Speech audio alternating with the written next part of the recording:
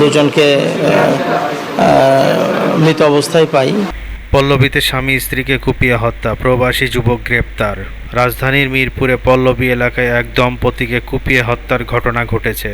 আজ বুধবার বেলা 1:30টার দিকে পল্লবী থানার মিরপুর 11 নম্বরের বি ব্লকের 5তলার একটি বাসার 5ম তলায় এ হত্যাকাণ্ড ঘটনা ঘটে বলে পুলিশ জানিয়েছেন।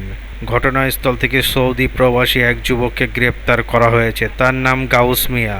খুন হওয়া দুজন হলেন দোলা আক্তার দোলা, বয়স 29, ও তার স্বামী নাজমুল হাসান পাপ্পু, 36 বছর বয়স। গ্রেপ্তার যুবকের নাম গাউস, তার গ্রামের বাড়ি গোপালগঞ্জ জেলায়।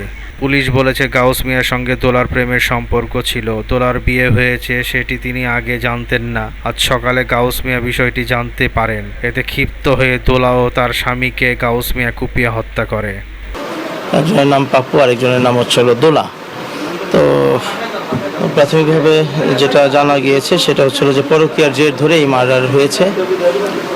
মামলা আর কোনো মামলার প্রক্রিয়া চলমান। প্রতিবেদন দৈনিক আর নিউজ, ঢাকা।